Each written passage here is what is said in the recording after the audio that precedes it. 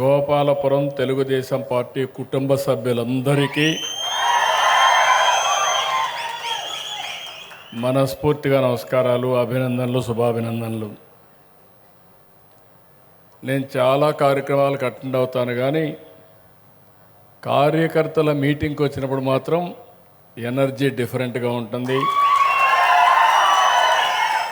రెండోది, మీ కమిట్మెంట్ చూస్తే అనునిత్యం నాకు ఆలోచన వస్తుంది. మీ రుణం ఏ విధంగా తీర్చుకోవాలని ఆలోచిస్తూనే ఉంటాను.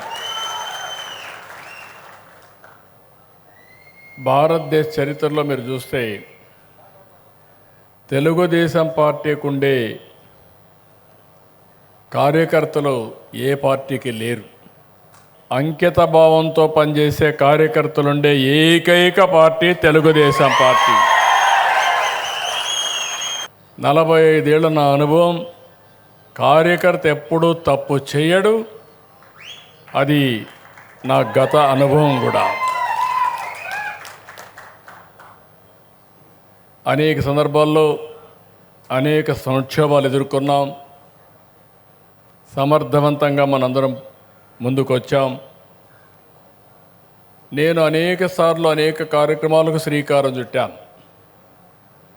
మొట్టమొదటిసారి గండిపేట, మంచి ఎండలు, పైన కాలుతుంది, కిందన కాలుతుంది.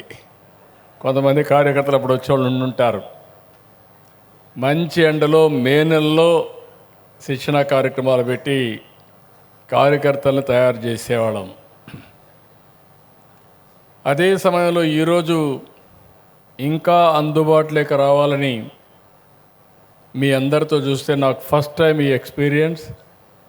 అధికారంలోకి వచ్చినప్పుడు అప్పుడప్పుడు నేను ఎక్కువ ఏదో చేయాలని పరిగెత్తు కార్యకర్తల్ని, కుటుంబ సభ్యులను మర్చిపోయేవాడిని. ఈసారి మాత్రం విధిగా ప్రభుత్వం ఒక 2-3 గంటలు స్పెండ్ చేస్తే పార్టీలో కూడా ఒక 2 గంటలు స్పెండ్ చేసే పరిస్థితి తీసుకొచ్చాను. ఇది వినూత్నమైన ప్రయోగం కూడా.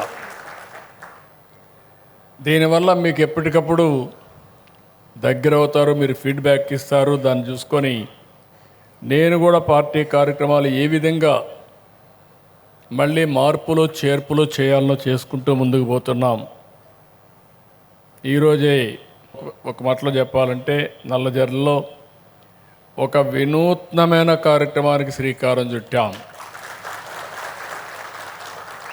పంచసూత్రాలతో రైతుల దశ దిశ మార్చేట్టుగా భవిష్యత్తు ఏ విధంగా ఉండాలని రూపకల్పన చేయడానికి ఇక్కడ రైతు సేవా కేంద్రాన్ని ఎంపిక చేసుకొని ఇక్కడికి వచ్చాను. అయితే చూసినప్పుడు నాకు ఒక నమ్మకం వచ్చింది. మీరు ఒకసారి చూస్తే రాష్ట్రం మొత్తం Rayalaseema horticulture, coastal Andhra aquaculture, ఇక్కడ మెట్ట ప్రాంతాలు మొత్తం పామాయిల్ ఇంటర్ కల్టివేషన్, ఏజెన్సీ ఏరియాకి పోతే కాఫీ, ఇన్ని వాణిజ్య పంటలు పండించే రాష్ట్రం ఇంకొకటి లేదు. ఏకైక రాష్ట్రం ఆంధ్రప్రదేశ్ రాష్ట్రం. దీన్ని లాజికల్గా తీసుకెళ్తాం. అలాంటి కార్యక్రమానికి వచ్చి ఎప్పుడు కూడా నాకు ఒక నమ్మకం, గోపాలపురం కాన్స్టిట్యున్సీ ఎప్పుడూ తెలుగుదేశం పార్టీకి కంచుకోట. సమర్థవంతమైన నాయకత్వం, కార్యకర్తలుండే నియోజకవర్గం ఇది. ఎన్నికల ముందు నాకు కొన్ని సమస్యలు వచ్చాయి, మీ అందరికీ తెలుసు. ఒక సాధారణ కార్యకర్త కొడుకు వెంకట్రాజు ఐటీ చేశాడు, పార్టీ ఆఫీసులో పనిచ్చాను, నిరూపించుకున్నాక ఆయన ఎమ్మెల్యే కావాలి అనే పట్టుదలతో పనిచేశాడు. చూసిన తర్వాత ఇక్కడ ఎమ్మెల్యేగా పెట్టాలని నిర్ణయించి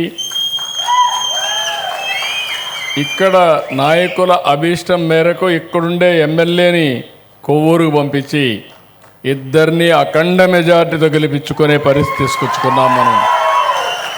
ఈరోజు మిమ్మల్ని చూస్తే అందరూ ఒక తాటి పైన ముక్త కంఠంతో ఒకటిగా ఉన్నారంటే దీనికి మనస్ఫూర్తిగా అభినందనలు.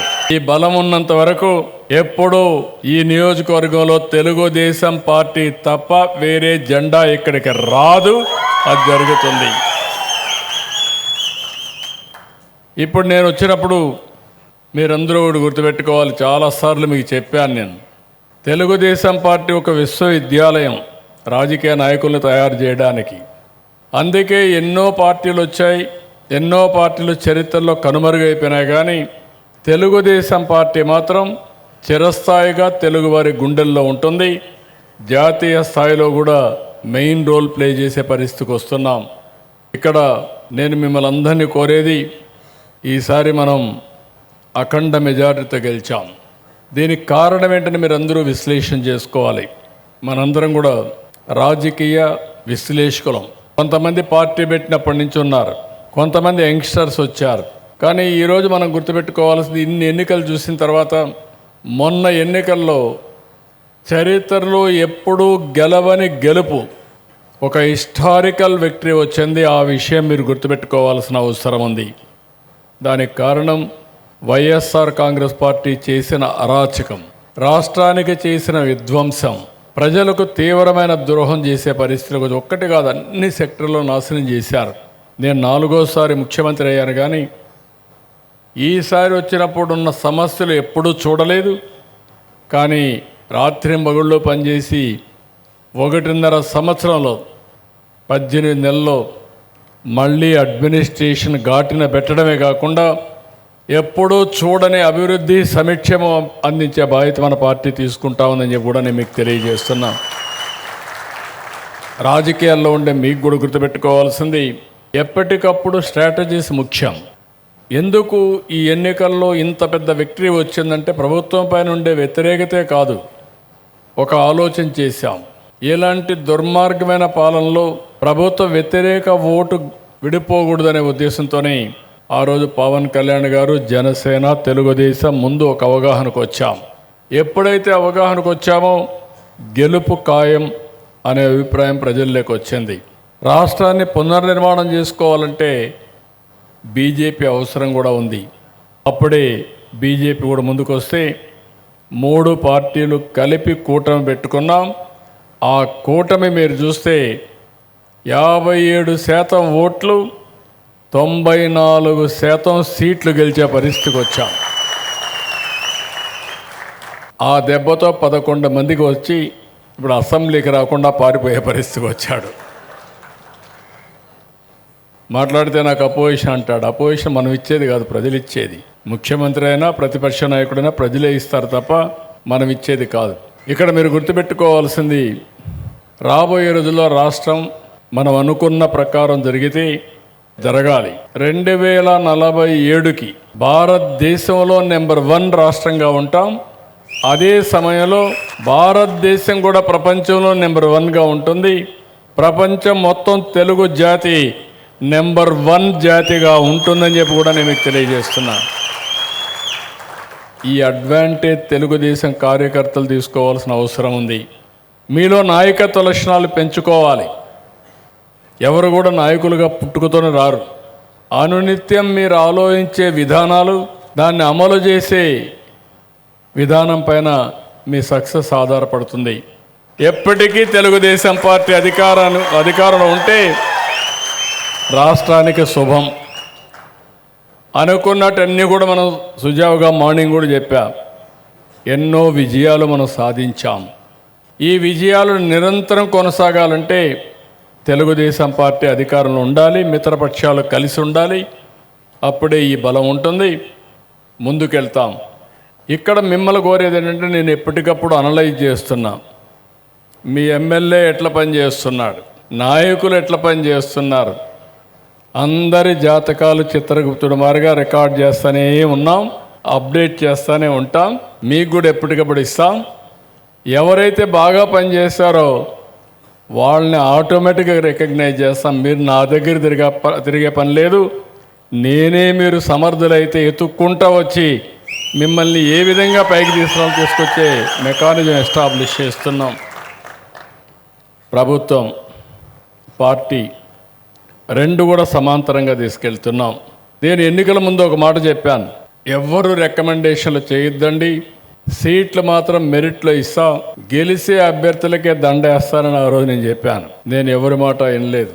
ఎన్నికల ముందు ప్రతిరోజు 2-3 గంటలు డేటా తీసుకొని సర్వేలు పెట్టుకొని డే అంతా మీటింగ్లు అడ్రస్ చేసి రాత్రంతా డేటాతో కుస్తీపడి అభ్యర్థులను ఎంపిక చేశాం. ఎప్పుడైతే ఎంపిక చేసినప్పుడే వీళ్ళు గెలుస్తారు, మంచి అభ్యర్థులను వచ్చి దానివల్ల సర్వేలకు అందనటువంటి ఫలితాలు వచ్చాయి మనకు. మీరు గుర్తుపెట్టుకోండి, 164 సీట్లు వచ్చాయంటే అది ఆ రోజు అనూహ్యమైనటువంటి మలుపది. ఇప్పుడు కూడా నేను ఒక పని చేస్తున్నాను, ఆల్ ఎమ్మెల్యేస్ అంతా జాతకాలన్నీ రెడీ చేసుకుంటున్నా, మీ జాతకాలు కూడా రెడీ చేస్తున్నా, ప్రభుత్వ యంత్రాంగం జాతకాలు కూడా రెడీ చేసుకుంటున్నా. ఎప్పుడు కూడా ఒక సింపుల్ లాజిక్ మీరు గుర్తుపెట్టుకోవాల్సింది, నిరంతరం ప్రజలకు అందుబాటులో ఉండి ప్రజలకు పనిచేస్తూ ఉంటే అన్ని పనులు చేయలేకపోయినా మనం చేసి మిగిలిన కష్టాలు కూడా చెప్పుకుంటే కష్టాల్లో నష్టాల్లో వాళ్ళతో భాగస్వాములుగా ఉంటే ప్రజలు ఎప్పుడూ మనల్ని వదిలిపెట్టిపోరు. దానికి ఉదాహరణ మీరు చూస్తే రామానాయుడు గారు ఉన్నాడు ఇక్కడ, సింపుల్ మ్యాన్. ఆయన కూడా ఇదే మరి ఒక మండల పార్టీ ప్రెసిడెంట్గా ఉన్నాడు. అప్పుడు ప్రత్యేకమైన కాన్స్టిట్యున్సీ పాలకొల్లు, సరైన నాయకత్వం ఉండేది కాదు. అప్పుడు ₹1 డాక్టర్ని ఒక ఆయన తెచ్చాం, ఆ తర్వాత మారిపోయాడు ఆ డాక్టర్ కూడా. అప్పుడు తీసుకొస్తే రామానాయుడు గారు చాలా ఒక రైతు సంఘం ఒకటి పెట్టి చాలా ఫెరోషియస్గా పనిచేశాడు.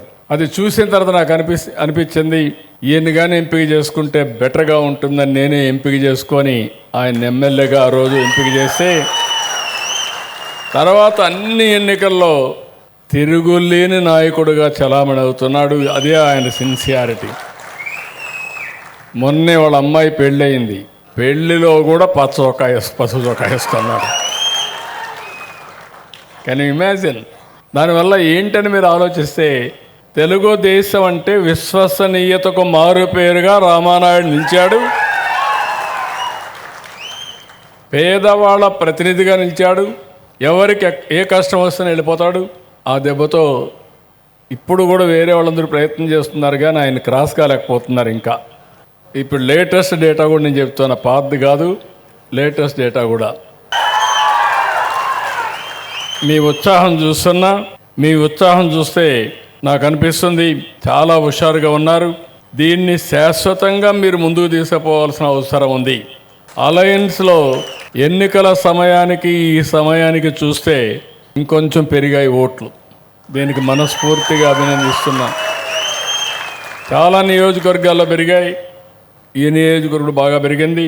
నేను కూడా నాయకుడు సరిగా లేని దగ్గర గవర్నమెంట్ పరంగా ఇంటర్వ్యూన్ అవుతున్నా. గవర్నమెంట్ కానీ ఎఫెక్టివ్గా ఉంటే, నాయకుడు వల్ల నష్టం జరిగితే నాయకుడిని మార్చుకుంటే గెలుపు మందే. అది కూడా ఆలోచించుకొని ఆ స్ట్రాటజీ కూడా పెట్టుకున్నా.